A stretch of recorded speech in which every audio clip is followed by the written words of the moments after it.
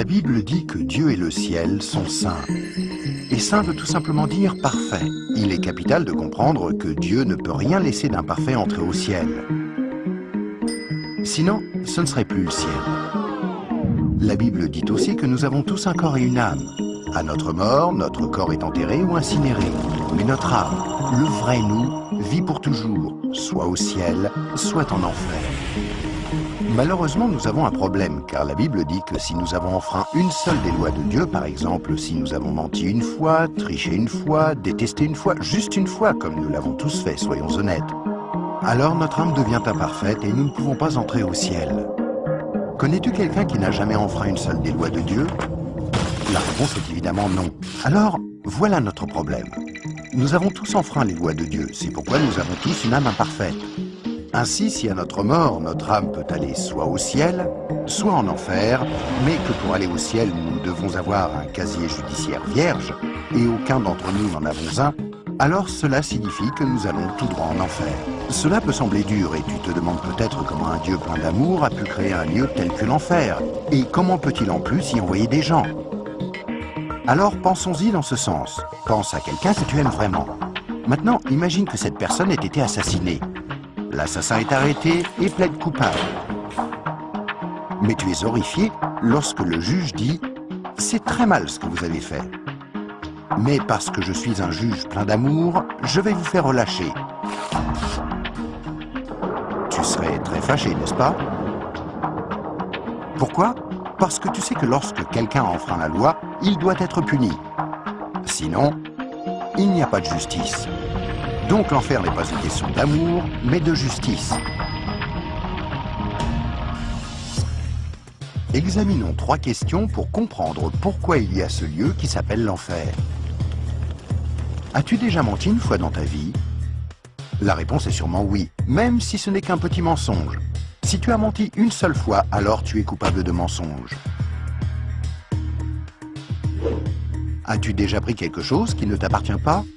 Par exemple, es-tu déjà arrivé en retard au travail ou es-tu déjà parti trop tôt en étant quand même payé? As-tu déjà utilisé le téléphone du patron ou la photocopieuse sans demander la permission ou ramené un stylo du bureau à la maison? Tout ceci, bien sûr, est du vol. La plupart des gens ont pris quelque chose qui ne leur appartient pas, ce qui les rend coupables de vol. Penses-tu que Dieu va laisser un groupe de voleurs menteurs comme nous aller au ciel? C'est peu probable, car s'il le faisait, il serait comme le juge injuste qui n'a pas condamné l'assassin de la personne que tu aimais. Il n'y a pas 36 solutions. Mais beaucoup diront « Attends un peu, je suis quelqu'un de bien ». Et il y a une grande différence entre le mensonge, le vol et le meurtre. Or, je n'ai jamais tué personne. Mais ce qui est intéressant, c'est la façon dont Jésus a redéfini le mot meurtre. Il a dit « Si vous avez détesté quelqu'un dans votre cœur, vous l'avez tué dans votre cœur ». Alors, voici la dernière question. As-tu déjà détesté quelqu'un? La vérité, c'est que la plupart des gens ont déjà ressenti de la colère ou de la haine vis-à-vis des autres. Ce qui, selon Dieu, nous rend coupables de meurtre. Voilà la mauvaise nouvelle. Afin qu'il y ait une justice, il faut qu'il y ait un endroit comme l'enfer. Mais voici la bonne nouvelle. Et c'est là que Jésus entre en jeu.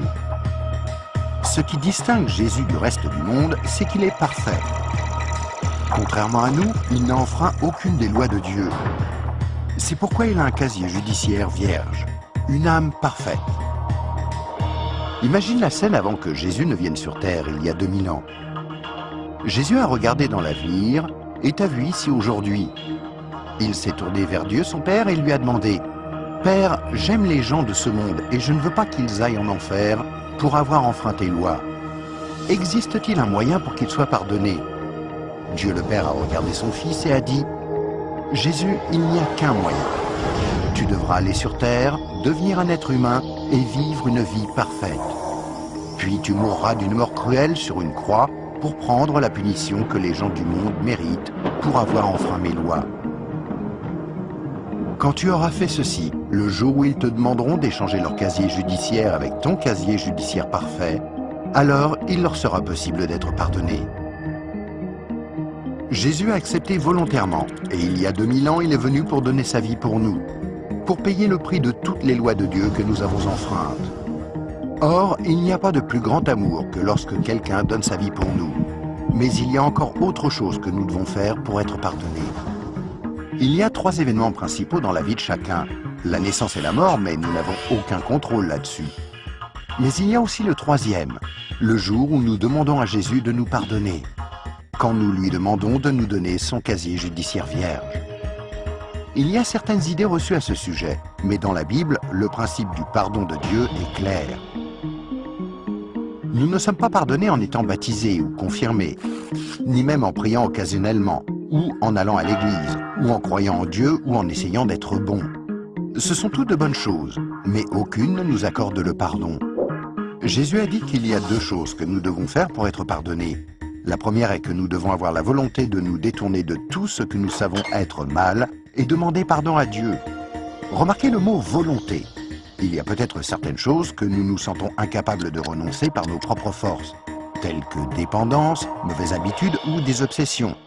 Mais là n'est pas le problème. Dieu nous aidera du moment que nous en avons la volonté et que nous voulons nous détourner de ces choses-là et demander pardon à Dieu. La deuxième chose que nous devons faire, c'est faire totalement confiance à Jésus. Si Dieu t'a créé, ainsi que l'univers tout entier, ne penses-tu pas qu'il mérite d'être la personne au centre de ta vie? Faire totalement confiance, c'est reconnaître que Jésus est ton sauveur et accepter de le suivre. Quand tu es né, c'est comme si Dieu avait ouvert un livre sur ta vie. Maintenant, garde en tête que Dieu voit tout ce que tu fais. Il connaît chaque attitude, chaque pensée, chaque motif et chaque action. À chaque fois que nous brisons juste une des lois de Dieu, c'est écrit dans ce livre. Tu imagines bien qu'à la fin de nos vies, il y a toute une bibliothèque de livres contre nous. Mais quand tu te tournes vers Jésus et que tu lui fais confiance, il se passe quelque chose d'incroyable. C'est comme si Jésus prenait ton livre et se tenait en haut d'une falaise et déchirait toutes les pages. Le casier judiciaire entier de tout ce que tu as fait de mal et les jeter dans la mer la plus profonde. Il promet de ne plus jamais se rappeler de toutes ces choses. Jésus prend ensuite une copie de son casier judiciaire vierge que tu lui as demandé de te donner et il la glisse entre les 2 couvertures du livre où ton nom est inscrit. Ce nouveau livre est gardé précieusement au ciel. Le miracle est que l'on ne touche plus à ton livre à partir du moment où tu demandes à Jésus de te pardonner et jusqu'à ta mort. Même si tu fais des erreurs et brises encore les lois de Dieu. Devenir un chrétien ne te rend pas parfait sur le coup, et tu ne peux pas non plus dire une prière rapide et ensuite retourner à ton ancienne manière de vivre. Rappelle-toi, Dieu t'a pardonné pour toujours quand tu lui as demandé le casier judiciaire vierge de Jésus. Tout ce qu'il demande, c'est que tu lui soumettes tout et le laisses te purifier jour après jour. Quand tu mourras, tu passeras en jugement devant Dieu. Il ordonnera à ses anges d'aller chercher ton livre. Il l'ouvrira et dira « Cette personne était parfaite ». Et tu répondras « Non, je ne l'étais pas. J'ai enfreint tes lois. Est-ce que je ne mérite pas d'aller en enfer ?» Et Jésus te dira « Selon la justice, tu mérites d'aller en enfer. Tu as enfreint mes lois, et certaines, de nombreuses fois. Mais, mon enfant, tu as mon casier judiciaire vierge. Celui que je t'ai donné quand tu t'es tourné vers moi et que tu m'as fait confiance, et je t'ai pardonné. Bienvenue au ciel. » C'est pourquoi Jésus est si merveilleux. Grâce à lui, il est possible que chacun, peu importe les erreurs commises, soit pardonné et entre un jour au ciel. Imagine que tu ne te sois jamais tourné vers Jésus. Pense à ce qui pourrait t'arriver. Quand tu mourras, tu iras devant Dieu lors du jugement et Dieu te dira « Je suis désolé, je ne peux pas te laisser entrer au ciel, je dois t'envoyer en enfer. Tu ne m'as jamais demandé de te pardonner. Je t'aimais tellement que j'ai tenté par 6 façons différentes d'attirer ton attention. Premièrement, je suis mort sur la croix pour prendre sur moi ta punition. Deuxièmement, quelqu'un t'a expliqué d'une manière simple que tu pouvais être pardonné. Troisièmement, il y avait des églises à travers le monde. Certaines étaient bonnes, d'autres moins bonnes. Tu aurais pu trouver les bonnes. Quatrièmement, je t'ai donné une conscience pour que tu distingues le bien du mal. Cinquièmement, j'ai créé un monde si beau. Comment as-tu pu ignorer ma présence? Et sixièmement, je suis ressuscité des morts, afin de prouver que je suis Dieu, et que tout ce que j'ai dit était vrai. Mais tu n'as encore rien fait. Je suis désolé, je ne peux pas te laisser entrer au ciel. Je dois t'envoyer en enfer. Et toi, si tu meurs ce soir, où iras-tu?